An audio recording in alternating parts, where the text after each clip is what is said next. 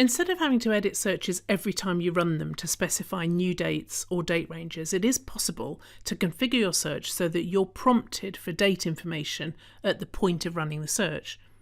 This is useful for things like active monitoring, or if you want to use searches to look back at previous dates.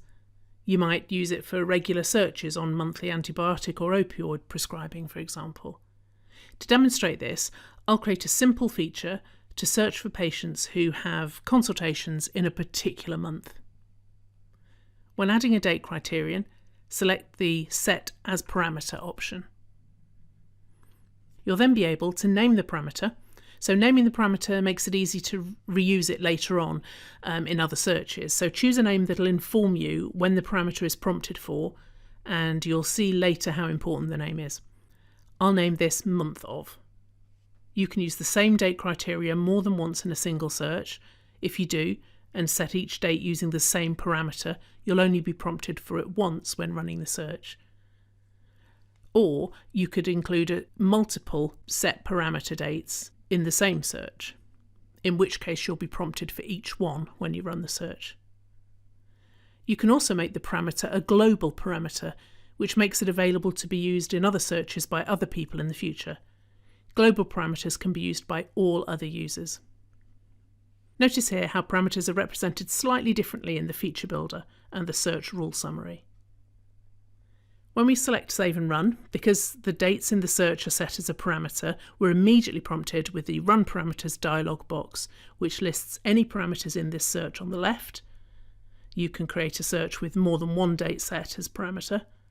The top parameter is highlighted with its date configuration option shown in the right-hand panel.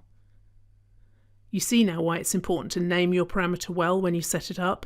If you just call your parameters para1, para2, para3, etc., it really gives you no hint at this stage as to what that element of the search is looking for. So let's select on the month June. Remember to check the summary at the bottom of the dialog box here and make sure that you're going to get the results you're expecting. Then the search will run when you click OK.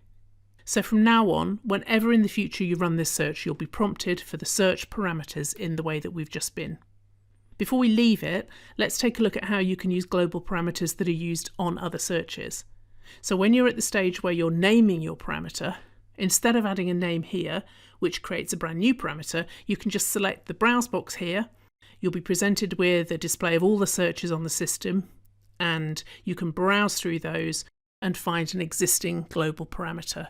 So the next time you want a search that needs month of, don't create another month of global parameter, use the one that's already existing. Remember that you're only selecting the date parameter here, so the type of search that it was used in before is actually irrelevant.